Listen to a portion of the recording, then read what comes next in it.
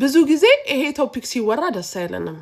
እቺ ልጅ ግን የብዙዎችን ታሪክ በአንድ ላይ ገልጸዋለች ብዬ አምናለሁ። ባሎች ሆይ ክርስቶስ ቤተክርስቲያንን እንደወደዳትና ራሱንም ስለርሷ አሳልፎ እንደሰጠ እናንተ ሚስቶቻችሁን ውደዱ ይላል። ሚስት ሰሚት ማድረግ አለብን፣ መገዛት አለብን። ከሰሞኑ ብዙዎቻችሁ እንደተመለከታችሁት በተለያዩ ማህበራዊ ሚዲያዎች ላይ በተለይ ደግሞ ቲክቶክ በተሰኘው ድረገጽ ላይ መነጋገሪያ ሆኖ የነበረው ጉዳይ አንዲት ጽዮን ግርማ የተባለች እህታችን እንግዲህ በ17 ክፍሎች በተከፋፈለ ፊልም በሚመስል ታሪኳና በ6 ወር የተቋጨው የትዳር ህይወቴ በሚል ባቀረበችው ሀሳብ ዙሪያ የተለያዩ ሰዎች የተለያየ ሀሳብን ሲሰጡ ተመልክተናል። እሷም እንግዲህ በአቀረበችው ጉዳይ በትዳር ህይወቷ ጋር በተያያዘ ከባለቤቷ ጋር በተነሳ ምን አይነት ከባድ ህይወትን እንዳሳለፈችና ለፍቻቸውም ምክንያት የሆኑ ነገሮችን ጠቅሳ ሴቶች ከኔ ህይወት ተማሩ የሚል መልእክትን አስተላልፋ እንደነበር እናስታውሳለን። ከዛም በኋላ ብዙዎች እንግዲህ እሷን ሰምተው ባለቤቷን የሚተቹ እንዳሉ ሁሉ አንዳንዶች ደግሞ የባለቤትሽን ሀሳብ ሳንሰማ እንደዛ ነው እንደዚህ ነው ብለን መፍረድ አንችልም እያሉ ሀሳብን ይሰጡ ተመልክተናል።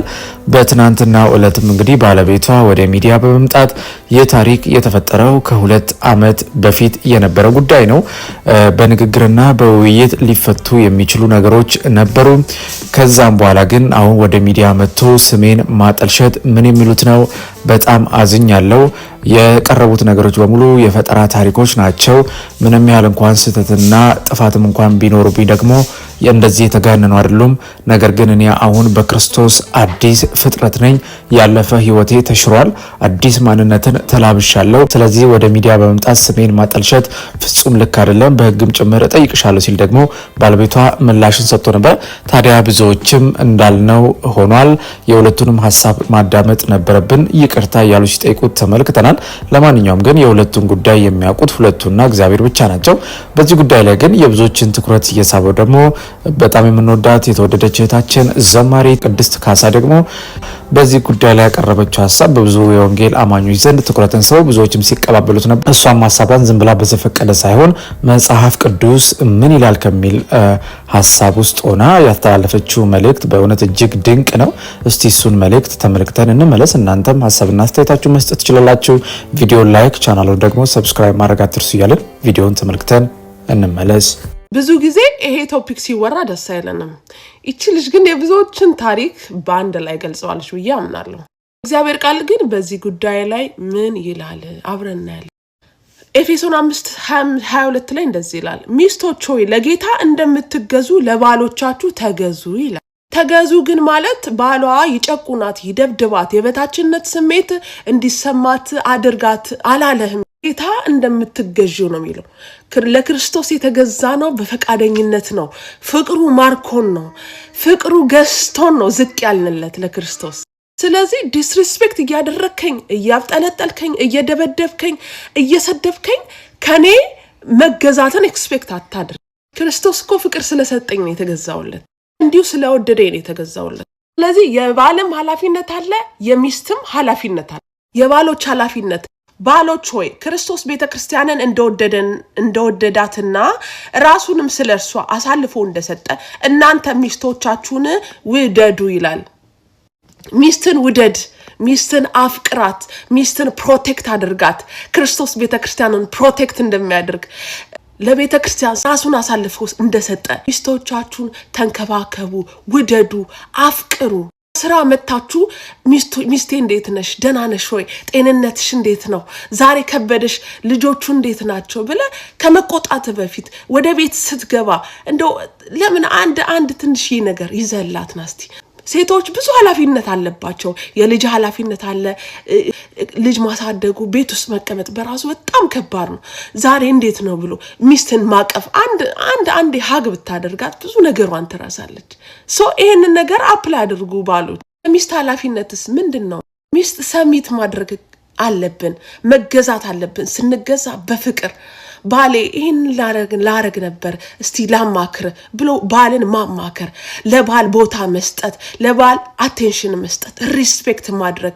ባል የቤት ራስ ነውና ይሄን ነገር ላደርግ እኮ አስቤያለሁ እስቲ ላማክረ ማለት በቃ ቦታ መስጠት ከፊት ማድረግ ባለን የግዴታ የእግዚአብሔር ቃል ይነግረናል። ይሄንን ደግሞ የማድረግ ኃላፊነት አለብን።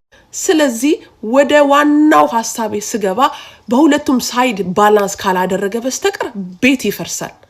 የዋና ደግሞ የቤቱ ሁሉ ደግሞ ራስ ክርስቶስ እንደሆነ ክርስቶስን ደግሞ በቃል ውስጥ ነው የምናገኘው። ስለዚህ ይሄን ቃል ስናነብ ይገባናል። ይሄን ቃል ስናደርግ ኃላፊነቶቻችን ይገባናል። ምን ማድረግ እንዳለብን መተው ያለብንን ባህሪዎች ምን ተው በቃል ውስጥ ነው። ቃሉ ፈውስ ነው። ቃሉ እረፍት ነው። ቃሉ ለጥያቄዎቻችን ሁሉ መልስ ነው። ዛሬ በጣም በተለያየ ትዳር ውስጥ ያላችሁ በጣም በከባድ ሪሌሽንሺፕ ውስጥ ያላችሁ ሰዎች ወደ ቃሉ እንመለስ፣ ወደ እግዚአብሔር ቃል እንመለስ። መፍትሄው ቃል ውስጥ ነው። I love you guys። መልካም ቀን። እንግዲህ ውድ የዩ ሚዲያ ቤተሰቦች በቪዲዮ ላይ እንደተመለከታችሁት ነው ከሰሞኑ ማህበራዊ ሚዲያው ላይ እጅግ መነጋገሪያ ነበር የጽዮን ግርማ መልእክት። ታዲያ ከዚህ ጋር ተያይዞ በጣም ደስ በሚያሰኝ ሁኔታ ደግሞ የምንወዳት እህታችን ዘማሪት ቅድስት ካሳ ደግሞ እንደዚሁ እንዳልናችሁ በዘፈቀደ ወይም ጉዳዩ ላይ ብቻ ሳይሆን መጽሐፍ ቅዱስ ምን ይላል ከሚል ለብዙ ባለትዳሮች ለብዙ በእጮኝነት ውስጥ ላሉ ሰዎችም መልእክት ይሆናል በሚል ነው እኛም ያቀርብንላችሁ። እናንተም ከዘማሪት ቅድስት ካሳ መልእክት ብዙ ነገር እንደተማራችሁ እናስባለን። በፕሮግራማችን ላይ ያላችሁን ማንኛውንም ሀሳብና አስተያየት ልትሰጡን ትችላላችሁ። እንደዚሁም ደግሞ የምንለቃቸውን ቪዲዮዎች ላይክ እና ሼር በማድረግ ቻናሉንም ሰብስክራይብ ማድረግ አትርሱ መልእክታችን ነው። እርግጥ በምንለቃቸው መረጃዎች አምናችሁና ፈቅዳችሁ ቪዲዮዎቻችንን ላይክ ቻናሉን ደግሞ ሰብስክራይብ እያደረጋችሁ ከ32000 በላይ ሰብስክራይበርስ እንድንደርስ ስላገዛችሁን ምስጋናችን ላቅ ያለ ነው። እንደ ሁልጊዜው ደግሞ ይሄን ብትጨምሩ ይሄን ብትቀንሱ እያላችሁ ሀሳብና አስተያየታችሁንም እንድሰጡን እየጠየቅን እኛም ደግሞ ለእናንተ ይመጥናሉ፣ የእናንተ መንፈሳዊ ሕይወት ያንጻሉ፣ መረጃን ይሰጣሉ ያልናቸውን ጉዳዮች በአዲስ አቀራረብና ይዘት ወደ እናንተ ማቅረባችንን እንቀጥላለን። ጌታ ቢፈቅድና ብንኖር ደግሞ የተለያዩ ፖድካስቶችን የተለያዩ መንፈሳዊ የህይወት ምስክርነቶችንም ለማካተት ጥረት እናደርጋለን። እንዳልናችሁ ሶሻል ሚዲያ ላይ እንግዲህ የተለያዩ ሀሳቦች ይነገራሉ። ከነዚህም ህይወት መማር የምንችለው በተለይ ደግሞ ከጽዮን ግርማና ከባለቤቷ ከሁለቱም ጉዳይ ሳንመለከት መፍረድ እንደሌለብን እንደዚህም ደግሞ እኛ እንደ ወንጌል አማኞች አንድን ጉዳይ የምናየው በዓለም መነጽር ብቻ ሳይሆን በመንፈሳዊም ነገር መጽሐፍ ቅዱስ ምን ይላል ከሚል ሀሳብ እንደሆነ በዚህ አጋጣሚ መረዳት ይኖርብናል። ይህ መልእክታችን ነው። በሚቀጥለው እናንተ ብትሰሟቸው ብታውቋቸው ባልናቸው አዳዲስ መረጃዎች እስከምንገናኝ በያላችሁበት የዓለም ጥግ ሁሉ የጌታ ሰላምና ፍቅር ከሁላችሁ ጋር ይሁን እያልን በዚሁ ተሰናበትን። መልካም ጊዜ ይሆንላችሁ።